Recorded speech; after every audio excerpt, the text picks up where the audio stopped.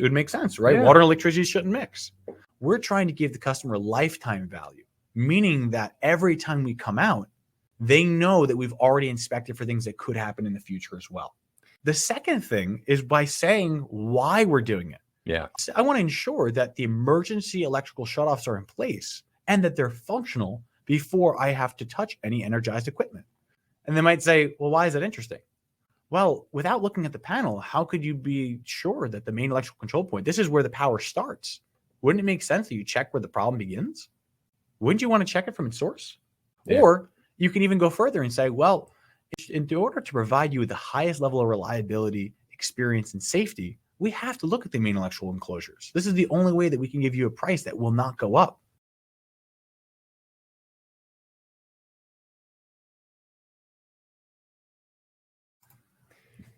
Hello and welcome to Electropreneur Secrets, the electrician podcast. We go live with you 5 days a week to help you master sales, simplify pricing, and deliver premium level service. As always, I'm your host, Clay Newmeyer. With me, my partner and esteemed co-host, Joseph, the sales bot, Lucani. And today we're working on something very important, how the panel actually determines your sale. Mm-hmm. This is super important in the process. And I know you look at Joseph. If you can see him right now, I'm so pumped. I'm so pumped to get into this. I was almost nervous to introduce it.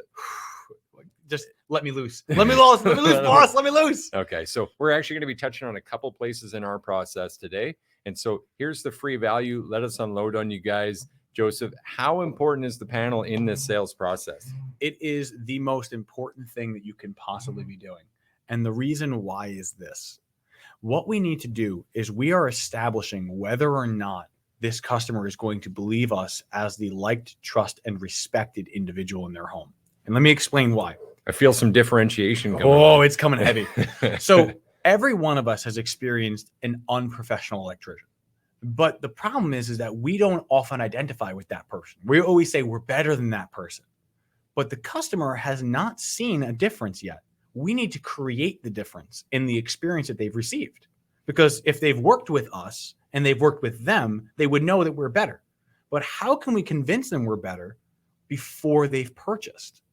And that's the depth in which we diagnose. So I'd like to create two scenarios, and I'd like you tell me what your experience of it would be. Is that fair? Sure. Let's do it. Scenario one, I'm Acme Electric. I come out to your home. I'm very nice to you. Of course. I go down, I look at the panel, if I look at the panel, and I open the cover. I don't even take the cover off. I just look at the panel lid, I go, yep, there's space, close, and I walk away. Right. That's the typical experience. Mm-hmm. The panel, they were looking there and saying, am I going to have to work too hard on this job? Nah, all right. Yeah, okay, we're good. We got space. We're fine.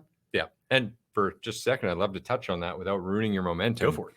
It seems to be intuitive for service providers to have that get in, get paid, get out quick. Mm-hmm. There's something about the speed of this thing. We always want to expedite it, but that's really not what we're trying to do. Again, it's not the hours spent, it's the value put in those hours. And so if you want to add more value, then I think you want to hear what Joseph's about to introduce you to. Correct. So we've had that level of experience because usually, I remember I said he may or may not go to the panel. It's very likely that he has a call and says, I know my countertop outlet's not working. I'm going to go to that first. Then he opens the outlet, finds out that it's one trip GFI, presses the button, the microwave kicks back on, everyone cheers, and you collect your $75 diagnostic, right? Everyone's winning except for you, the service provider. Now, the problem is this. Let's say, sake of argument, you are this Acme Electric guy, and the problem happens again. Is the customer going to be cool paying you another $75 to come back out? No. Why would they? You're the professional. Shouldn't this be under warranty? It just came out 2-3 days ago. The problem is that you are treating the symptom. You're not treating the root cause.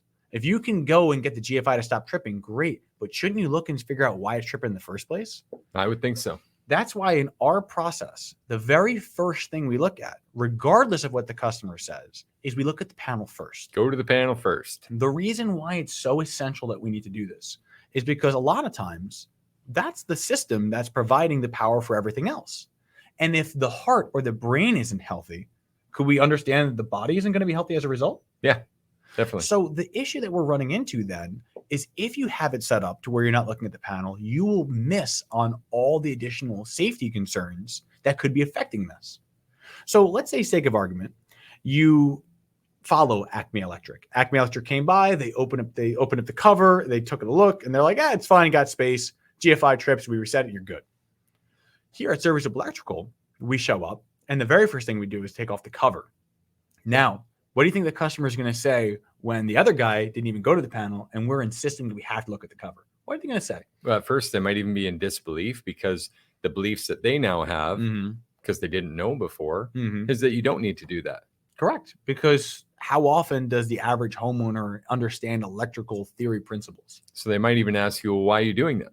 And that is the miracle answer right there. Question. Miracle question. You're right. Well, good. A miracle question. You're right, but I had the answer. I'm frothing. Yeah. Go. So the thing is that when your customer is telling you, why do you need to look at that? That is telling you the most beautiful piece of information. It means that whether they've gotten someone or not, the other person didn't look at the panel. So when they say, why did that happen? You can let them know. Well, here at Service Group Electrical, we believe in treating the root cause of the problem, not just a symptom of it. And the very first thing you want to look at is the main electrical control system. Even if that wasn't the case, we need to make sure that the emergency shutoffs are in place and that they're at least functional before we touch on electrical energized equipment. Could you blame me for wanting to ensure that you and I are both safe when we're doing this? Not at all. So you've given a reason and a way that it benefits the customer. Now, how many times have we opened up panels and found out that rust on the bottom of it? Now, you guys all know what I'm talking about, right? You've got a half-inch knockout missing on the top left-hand side. Yep. There's a water pipe over the top of it. And you know what? Maybe it's not leaking, but it's going to condensate. It's going to drip. It's going to happen, right? What basement has a humidifier in it on a regular basis? Yep. So 10 years goes by, water drips into the panel, and now you're in a situation where the infrastructure, all the breakers on the left-hand side and the terminals are starting to get rusted. Could that create a concern? I would say so. It would make sense, right? Yeah. Water and electricity shouldn't mix. So the thing that's going to end up happening is now you're in a situation to say, not only did I recognize why this is happening, but I can start to recognize where else it will happen as well. So the thing that we're trying to do isn't just solve the immediate problem. We're trying to give the customer lifetime value, meaning that every time we come out, they know that we've already inspected for things that could happen in the future as well. It's the equation of life, cause and effect. Exactly. And most of us are running around chasing the effect, trying to solve what isn't the root cause, that problem. Exactly. So there's two different things that we have to address at this point. One is what we, the professional, are doing. And two, what is the customer experiencing from it? What they're experiencing is that if we insist that we have to do this, does it show that we have a process? Yeah. And if we have a process, that usually means that we've been trained. And if we've been trained, does that mean that we're usually more or less professional? More. So just by showing that we're going to the panel and we insist that we have to look at it, we're good. Yeah. The second thing is by saying why we're doing it. Yeah. I want to ensure that the emergency electrical shutoffs are in place and that they're functional before I have to touch any energized equipment. Could you blame me for wanting to ensure that you and I are safe while we're doing this? What person is going to look at you and say, yeah, fuck you. I don't want you being safe. Go to the GFI. Yeah. In fact, their question might change. Well, why didn't the other guy do this then? In fact, I'm going to ask a bonus question here. How important is your the facial signs that you show when hearing that they didn't do it? You're setting me up on this one. I love it. All right. So the thing is I hate to say it this way, but the more surprised you look, you can't look angry, but you have to look surprised. Usually a slight tilt of the head and be like, so they didn't come and look at the panel? That's interesting.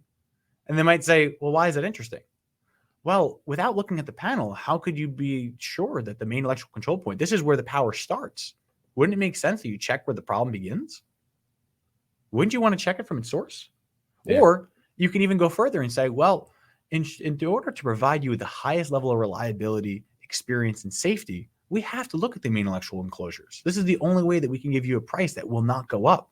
Did no one else look at this? So in either situation, no matter what they're going to say, we've not only put the seed of doubt into anyone else that came into this home, while also elevating the reasons why. We can't just do it. We have to have a reason why. The why is what's going to get us motivated. Sound good so far? Yeah, love it. Keep going. All right. So continuing on with this, we now have to imagine, what are we saying? When you open the panel, I actually missed, there was something I was going to say earlier. There's two directions the customers are going to go, and I only touched on one of them. One is what they're experiencing. The second is, what are we seeing? We, as the electrician, now have the opportunity to be faced with electrical problems that both we and the customer didn't expect to have. And if we find problems, do we have the justification to offer solutions? Yes. So, by de facto, now we're in a situation that, as an honest service provider, you have found a problem that is either current or future, but it is still real. And anyone really blame you for saying, why don't we fix this before there's a problem? Why is that such an important factor? Why do we need to fix it before? How does that actually save the customer money? Well, a couple of reasons. You don't have to come back if we do it now. Time delay, effort, and sacrifice. Tell you what, why don't we work on this today so you never have to pick up the phone again trying to solve a problem that arose from this? I love that.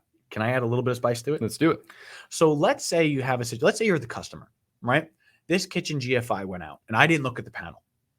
Let's say I charged $75 and I mean $125, $150. I changed the GFI while I was there. And you know what? You might have given me a hard time about it, but it is what it is. I had to pay that $150. Well, I took off to meet you there. So there's a cost to my personal paid time off, isn't there? It's not free. It counts from somewhere. There's only a limit to it. So I had to take time off either on a weekend, which is time away from my family, time during the day away from my job, or time during my personal enjoyment. Either way, I had to put an investment beyond the money, and time does not become limitless. We have a finite amount of time. Money we can make more of, but time we do not get. So let's say, sake of argument, this problem happened again. You've already used PTO, and now you have to either call the same electrician or a different electrician. If you have to call a different electrician, you're paying that same dispatch fee, you're paying the same kind of diagnostic again, and you're resubmitting your PTO time. The problem with that now is it adds up to the customer, because how much would that PTO time be worth to them? 100, 200, 300, 400, 500, 1,000? Lots. We don't know. But the fact is that they're missing a day that they're not taking on vacation. They're missing a day that they're not relaxing and unwinding. They're choosing to spend it with you chasing problems throughout their house. So if you don't preemptively solve a problem, you can actually explain to a customer how solving it now is drastically cheaper than waiting to solve it later. Because even if you didn't account for the time, would it make sense that if, let's say, you recognize that there are backstab outlets, right? And you recognize that one of those terminals could go loose. Well, I could fix it now. Or because they're all daisy chained, I could wait for one of those neutrals to burn out. And then I have to take 3 hours of chasing all the outlets in the house to figure out which one was the one that had the break. And then I've got to actually fix it. God forbid there's any issues. Yeah. So the customer's paying for way more time, not even the fact that there could be damages. I mean, how many times have you seen a burn outlet with like smoked around the cover? Yeah. You have to pay Which definitely answers the question, do we believe that those backstab receptacles are a hazard? I'm going to look at every single one of you and I'm going to say, if you're telling me otherwise, you got to be kidding me. Like, I get it. It's legal. Okay. NEC is legal.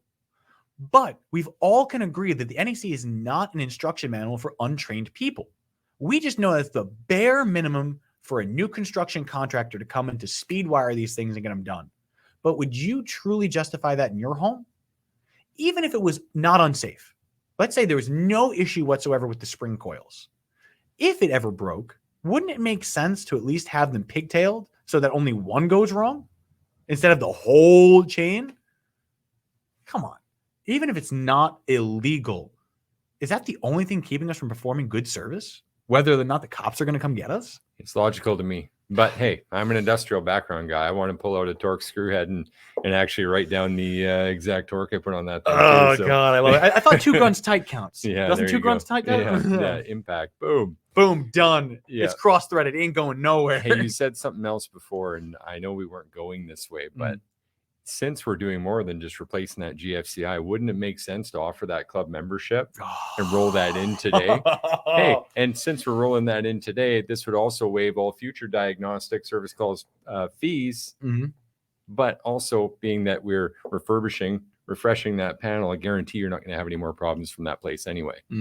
So right then and there, you could be offering a range of choices. Like you said, offering a refurbishment, or as I like to say, a reconditioning or a restoration of the main electrical control systems. Rejuvenation, I've heard as well. Rejuvenation is also well. There's a lot of different things that can communicate what you're doing other than replacement. God, guys, stop saying replacement. Just, you can use better words than good. Let's come up with better things. Replacement, fine. But what about restoration, rejuvenation? All these things work. Figure out what you're doing. Reconditioning. Regardless, communicate the value that they're getting. Sometimes verbally packaging things is the best way to communicate the value that comes from it. Yeah, love it. Okay, so we've talked a bunch about this, where that fits in the process. How does that affect the sale? We've established that. I want to make sure that we've gotten that doubled down. All right. So how does this establish the sale?